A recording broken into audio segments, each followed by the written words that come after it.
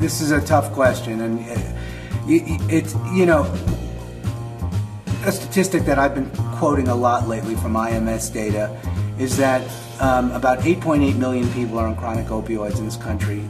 5.5 million of them are on hydrocodone. And, you know, short-acting, and then typically hydrocodone is often given, here's a month's supply, see you next month, with minimal psych, minimal monitoring, and so on.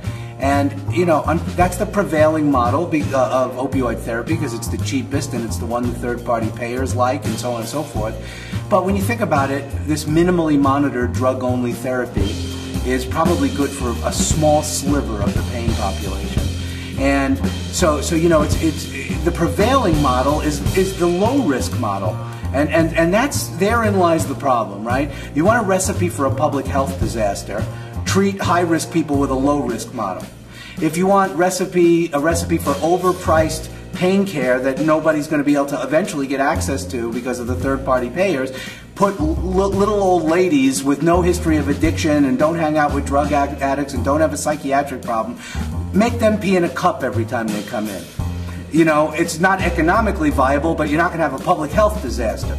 And so at the end of the day, obviously, we have to find a middle ground between balancing the cost of the more expensive strategies that involve seeing the patient more frequently, not trusting every single person with a month's worth of medicine at a time. In other words, these are strategies that help the patient be adherent, right?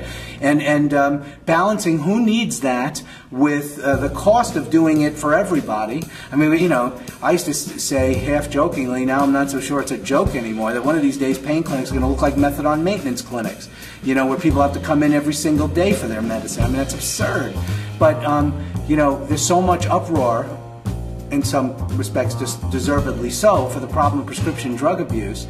But I don't know that we've worked out the economics or the logistics or the viability of just what high-risk strategy should we use, you know, most frequently versus, you know, and how do we, really the problem is how do we slot the patient into the appropriate risk level of management. In other words, every clinic, if I designed them, would have 3 tiers, a low-risk tier, a middle-risk tier, and a high-risk tier, using the strategies in different combinations for different people. And frankly, if a person was having problems with adherence, they could go to a higher level of monitoring. If they were doing okay, they could go to a lower level of monitoring.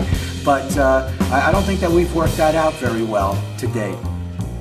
Yeah, hospitals have that all the time of intensive care, less intensive care, step up, step down. And we need to get to that. And then work with primary care so that they handle the ones that they can handle appropriately, the little old ladies, and not just take on anybody, and know when to refer up into a higher level of monitoring and such. Good Lord. I mean, this is something we have been, some of the oldest slides I have talk about this.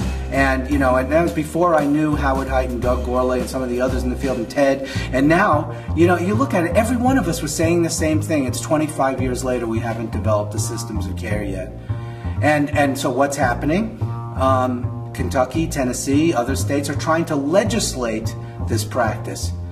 And all I fear that that's going to do is be A, impossible to enforce, B, incredibly subjective in how it gets enforced, C, make everybody feel vulnerable, and D, probably make a lot of people abandon opioid therapy.